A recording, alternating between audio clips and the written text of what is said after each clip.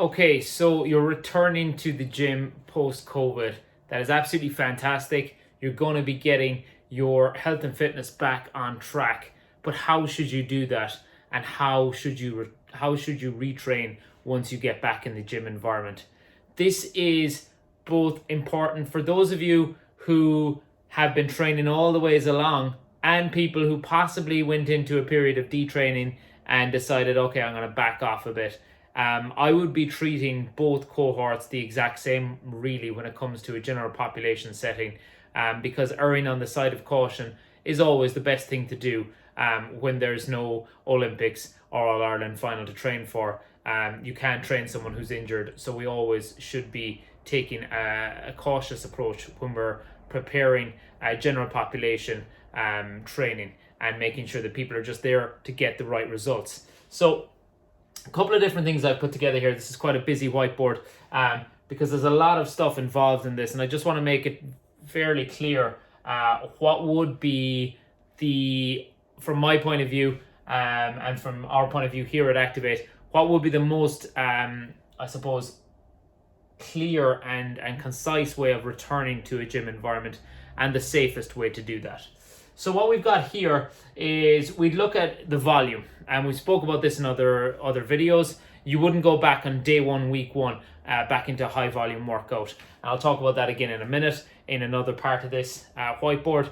But you wouldn't go straight back into ridiculous amounts of volume. You'd grade your approach to volume back in. So volume is the amount of work you're doing, particularly the time you're spending lifting. For example, let's take it lifting, the reps, the sets, the overall volume, the kilograms on the bar. We'd start slowly and build our way up, like we always should anyway. But returning to the gym, that's going to be no different. We should be utilizing a dynamic warm-up. We always do that here at Activate, but I think everybody who returns to the gym environment should be utilizing a dynamic warm-up.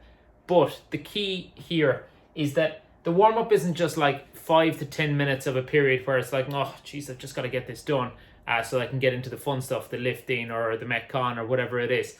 Your warm-up is, and I say this to everybody here, and I say it to all the coaches, and I really do reinforce that, it's a vital time. It's the start of the session. You can really reinforce good movement during a warm-up, and you can learn movements, and you can really, really improve your overall movement capacity and your movement patterns. So that dynamic warm-up should be looking to enhance that movement capacity and to enhance your patterns of movement, particularly if you've been on a bit of a layoff for the last number of weeks, for the last 12 weeks or so.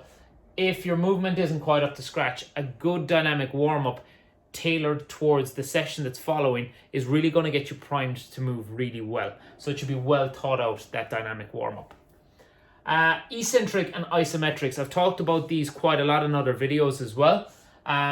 Let's talk about isometrics first and why we'd use them and the reason and rationale for using them upon returning to the gym environment.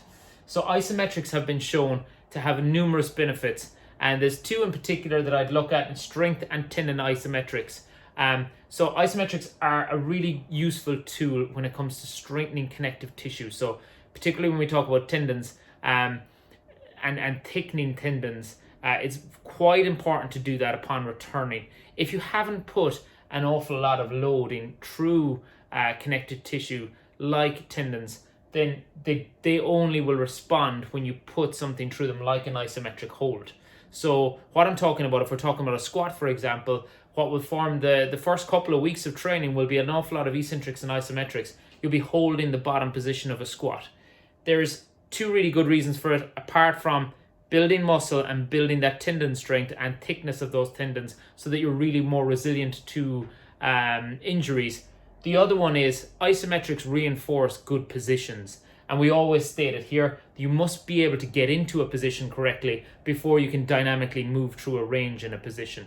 So if we're talking about a front squat, for example, if we're talking about a clean, for example, you can't do that clean efficiently unless you can get into the position of a front rack in a front squat and squat comfortably in that front rack position. So we'd be doing an isometric. That's going to build both that rack position and it's going to build that stability and isometric strength down the bottom of the squat as well.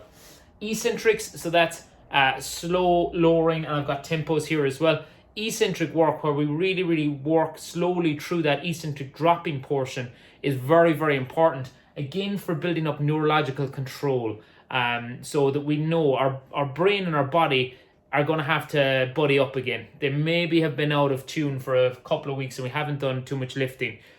Eccentric loading and doing nice slow squats with moderate to heavier loads is going to reinforce that, and it's going to wake up the part of the brain that helps you control those motor patterns, and it's going to go, hang on, we need to relearn this, and you're going to retrain while you go through range of movements slower. So that's where eccentric would come into play. It also is very good at building muscle mass. Tempo, we've been doing a lot of tempo work with body weight recently, and there's a good reason for that. Tempo involves an isometric portion and an eccentric portion and a concentric portion as well, but most importantly, it has that eccentric loading that we just spoke about and the isometric loading that we just spoke about. So doing squats or any body weight movement or any loaded movement like a barbell movement with tempo has the benefits of those eccentric and isometric portions, that you're really enhancing what we just spoke about. Stronger tendons, better positions, better neurological control, all over. You're just going to be far better at managing the capacity of higher loads and higher velocities later on down the line.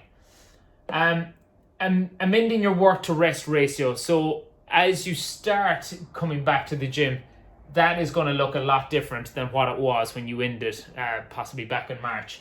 Your rest ratios are going to be a hell of a lot higher so that you can recuperate better. And in the first couple of weeks, your work periods are going to be that bit shorter, and we're going to build that up gradually, like I spoke about with volume. So your work to rest ratios are going to be a little bit off in comparison to what they were previously. You're going to have higher rest periods to lower work periods. So you might have like 30 seconds of work. This would be pretty tough anyway, but let's say it's 30 seconds of work and then 2 minutes of rest. Whereas previously you might have been doing 30 seconds of work, 30 seconds of rest.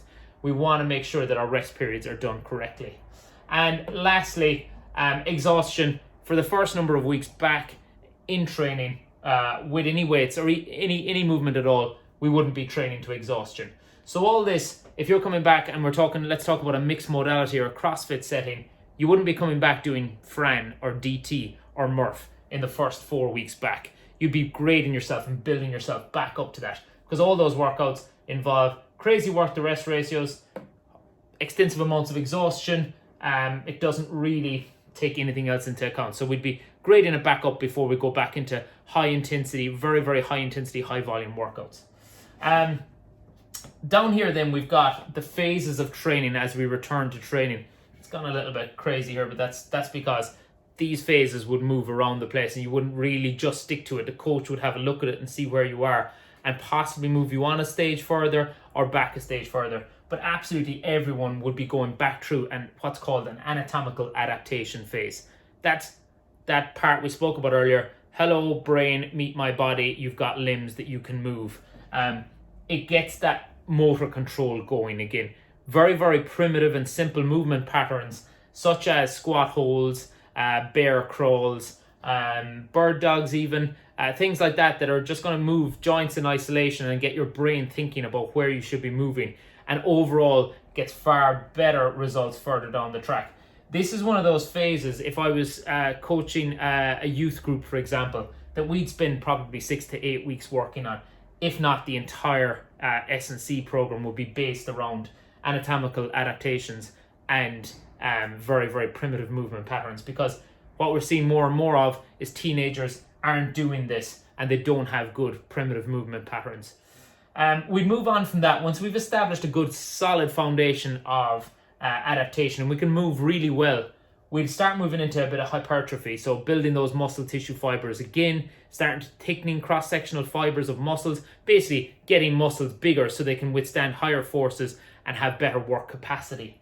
Then we go back into skill reacquisition, so we'd start to titrate things like possibly Olympic lifts, higher skill gymnastic pieces. We start to drop those in smaller volumes, but we'd start to reacquire those skills. They'll come back a hell of a lot quicker than if you never did them before. And all this stuff will come back a hell of a lot quicker, but it's just to be aware of how it works.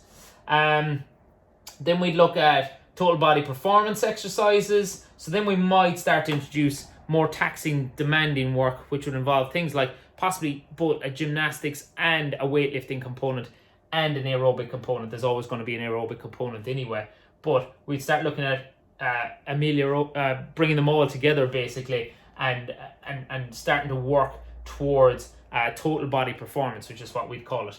And then lastly, we'd start to develop that work capacity and get back to whatever it is that you were working towards. Potentially it's body composition, it could be competing in the sport of CrossFit, it could be competing in your own field sport or something along those lines. So that's what our return to play would look like in a very physical sense in your training, and how we build that back up.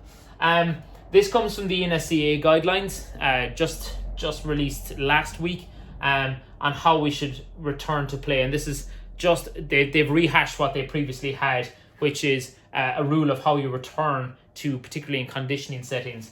You start with 50% volume in the first week or two, then 70%, 80%, 90%, 100%. So it takes about 4 to 6 weeks to get back up to 100%. And that is the safest return to play protocol they have for conditioning. And then lastly, up here, we have in blue, we have your low intensity work, and in red, we have high intensity work. And this is going to be very, very important for CrossFit athletes in particular. We could get this all backwards, and I've seen training programs put together where this is all backwards anyway. You should be starting with very, very low amounts of high intensity exercise and higher amounts of aerobic capacity building and maximum aerobic power work. And then graduating that return to higher intensity stuff. But you'll also notice that broad, solid foundation of work capacity and aerobic capacity is built into the program as you grow your high intensity work as well. And you never have really a program that's upside down where you have more high intensity work than low intensity work, because that's crazy, particularly right now. But in general, you should never have 60% high intensity, 40% lower intensity. In general, the balance should be the other way around. You should have about 60% of lower intensity work. We're talking about possibly strength work, lower intensity aerobic capacity work, and then maybe 40% for certain individuals, 40% to higher intensity work if they can handle that amount of stress. So in a nutshell, those 4 different things are what we'll be looking at when we're returning to training, and something that you can look at if you're not a member of Activate and you're going to some other gym, that you can look at and see, okay, are we incorporating this when we're looking at a return to the gym setting, our return to CrossFit, our return to mixed modal work. Okay guys, if anyone's got any questions or comments, feel free to leave them below. Thank you.